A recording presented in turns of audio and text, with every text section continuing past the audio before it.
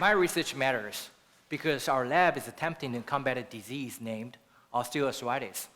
You might have heard this disease from the elderly in your family, which is the most common form of human arthritis. It affects 250 million people globally, and in the US alone, affects 46 million people, and leading to a direct cost of $89 billion of US dollars spent on medical expenditure annually. This is astronomical. It's equivalent to 4 years of a NASA budget, or 2/3 of an entire Apollo project. Because there's no drug to cure this disease, by the year 2030, these numbers will be tripled. Why osteoarthritis is so common, why it prefers to affect the aged population, and what's the relationship between osteoarthritis and our daily lives. All these seemingly disparate questions have implications within our daily lives. One such implication is that we all walk on our legs since millions of years ago. You might wonder, will kangaroos get osteoarthritis since they jump on their hind limbs? The short answer is they might if they had a similar lifespan of ours, because osteoarthritis is an age-dependent disease. That's why young people don't get it until a certain age. So it seems osteoarthritis is inevitable since aging is a manifestation of time on our bodies. So how do we cope with this? First, we need to look into the mechanism of osteoarthritis pathogenesis. You might not have osteoarthritis yet, but you might have a car. So what's the part on the car most likely to break down? The tires, because the car is run on tires, and the tires are like our cartilage. The cartilage absorbs mechanical forces all the time. Every movement you make, every step you take, we load mechanical forces onto the cartilage in our joint. Years after years, we're sitting there, but your cartilage knows and responds not only to those mechanical forces, but also the subsequent inflammatory stimulation. Nothing lasts forever. One day, our cartilage will break down. What do you do when you have a worn tire? You fix it, or you probably replace one by going to BJ's.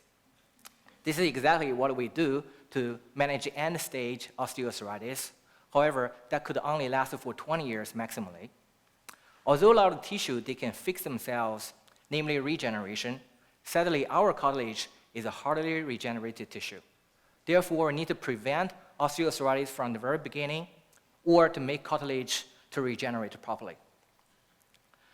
Luckily, alongside with my advisor, Dr. Chen, we have made an interesting discovery of a Meccano-sensitive microRNA, a very short form of RNA, and it can convert mechanical signals into biological ones by regulating cytokine production. The cytokines are small inflammatory proteins. They are the key culprits of osteoarthritis progression. They are like the salt on the road of New England's winter.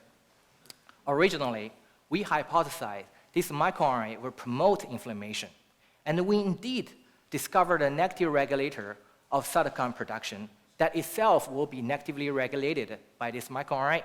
Therefore, negative or negative becomes positive, which fits exactly to our hypothesis. However, this implies that actually exercise would deteriorate our joint health, which is contradictory to our clinical or animal study observations. Then we rethought and realized Mother Nature is indeed a dedicated designer. There is always a loop. When the cells in the cartilage sense excessive cytokine production in surrounding, this microRNA will switch its target to inhibit those cytokines directly to promote regeneration, reminiscent of a thermostat. This mechanism finally elucidates that when normal level of exercise is required and beneficial for our joint health, while too much exercise could trigger OA. Imagine if we could target this microRNA. Imagine if we could control the progression of osteoarthritis.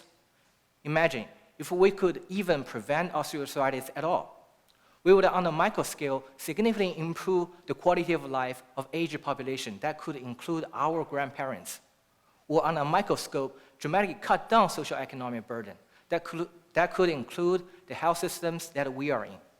That's how my research matters, because everyone, including us and our families, will benefit from this sooner or later. Thank you.